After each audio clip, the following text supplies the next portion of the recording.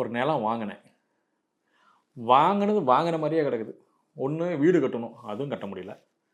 இல்லை அந்த நிலத்தை விற்றாத பிளான் பார்க்குறேன், அதுக்கான வாய்ப்பும் கிடைக்க மாட்டேங்குது. வராங்க, பார்க்குறாங்க, ஓகே தான் பார்க்கலான்ற, சரி சாயந்தரம் சொல்கிறேன்ட்டு போகிறான், ஃபோனே எடுக்க மாட்டேன்றான். 1 மாதத்துக்கு பார்க்குறான், வரவே மாட்டேங்கிறான். அடுத்தவன் ஒருத்தன் வரான், அதே மாதிரி பார்க்குறான், போகிறான், ஒன்றுமே வேலைக்கே ஆக மாட்டேங்குது. எவ்வளோ ட்ரை பண்ணாலும் அந்த நிலம் விற்கவே மாட்டேங்குது சார். இதுக்கு ஏதாவது பண்ண முடியுமா? வாய்ப்பு ஏதாவது இருக்கா? தாராளமாக பண்ணலாங்க. முதல்ல 3 கோயில் இருக்குது.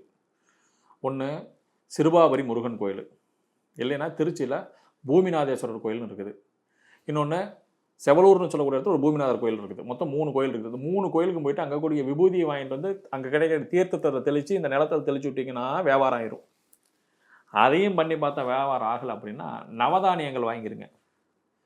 9 கிரகங்களுக்கு உண்டான நவதானியங்களும் தனியாக வாங்கிட்டு, அந்த 9 கிரகங்கள் அமைப்பு எப்படி இருக்குமோ அது மாதிரி நிலத்தில் ஒவ்வொரு இடத்துலையும் ஒவ்வொரு கிரகங்களுக்கு உண்டான நவதானியங்களை வச்சுருங்க. வச்சுட்டு அதுக்கு வெத்தலை பாக்கு தேங்காய் பழம்லாம் வச்சு சாமி கும்பிடுங்க. சாமி கும்பிட்டு அந்த நவதானியங்கள் எல்லாம் அப்படியே விட்டுட்டு வழிபாடு மட்டும் செஞ்சுட்டு வந்துருங்க. இதுக்கு தோஷங்கள் எந்த ரூபத்தில் இருந்தாலும் சரி, நவகிரக தோஷங்கள் இருந்தாலும், சல்லிய தோஷம் இருந்தாலும், எந்த தோஷங்கள் இருந்தாலும் பரவாயில்ல, இந்த நிலம் வந்து விற்பனையாகி எனக்கு லட்சுமி கடாட்சத்தை கொடுக்கணும் மனசார வேண்டிட்டு வழிபாடு செஞ்சுட்டு வாங்க பாருங்கள். ஆட்டோமேட்டிக்காக எப்படிப்பட்ட தரித்திரமான இடமா இருந்தாலும் சரி, ஆட்டோமேட்டிக்காக ரிலீஸ் ஆகி போயிடும். அந்த நிலம் சீக்கிரமாக விற்று போயிடும். செஞ்சு பாருங்கள், நல்ல பலன் கிடைக்கக்கூடிய ஒரு விஷயம் இது.